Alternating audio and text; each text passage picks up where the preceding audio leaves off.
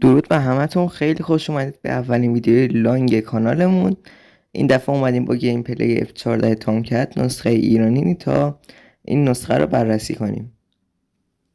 توجه وقتی این هواپیما وارد بازی شد، دو تا رنگ آبی و زرد داشت. خب جزء هواپیمایی که امکان بلند شدن از روی ناو رو داره.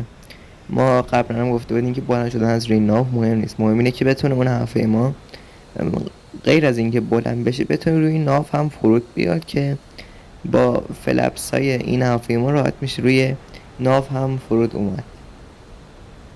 توپی که روی در واقع هواپیما سوار شده توپ خیلی خوبه. اگه بشه نقاط خوب رو زد، میتونه اهداف زمینی رو مثل تانک، ضد هوایی، SPAA و حالا عوامل دیگر رو نابود کنه. ذات هواپیمای A10 نمیرسه، ولی خب در اون حد نسبت به خودش خوبه. از لحاظ تجهیزات یکی از عجیب‌ترین هواپیمای بازی. میتونه موشک‌های ایرانی مثل فکور سجیل رو حمل کنه، موشک‌های فونیکس آمریکا رو داره و نوع آر روسیه رو هم میتونه استفاده کنه.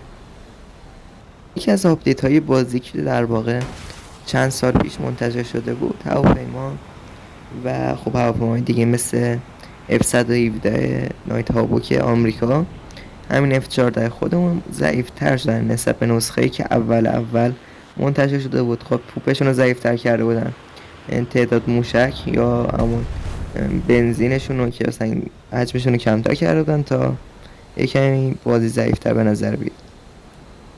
خب از اونجایی که گایجین سازنده بازی شرکت روسیه، هواپیمای روسی خیلی سریعتر و بهتر قوی‌تر می‌شدن مثل سوخو یا نسخه‌های میگ که توی بازی واقعا از اون چیزی که تو واقعیت هستن قوی‌تر نشون داده میشن.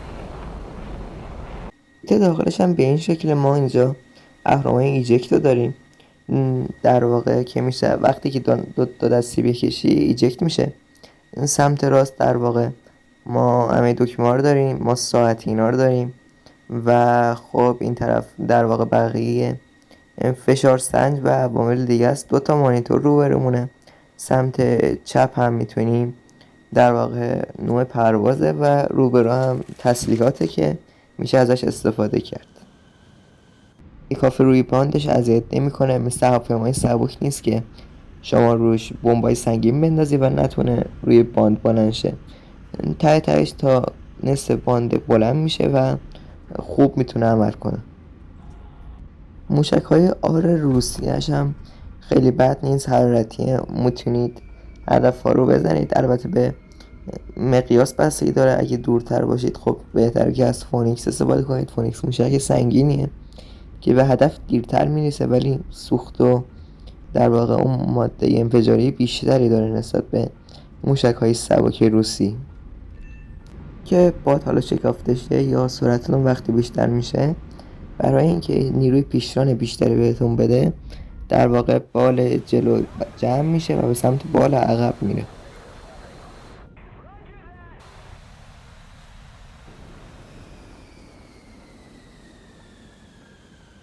هر وقت هم سرعتتون رو کمتر کنید بالش بازتر میشه. بستگی به فلپسش داره که شما میتونید روی لند یا مثلا نشستن بذارید، یا فرق نداره، هر نسخه‌ای که شما بخواید میتونید انجام بدید.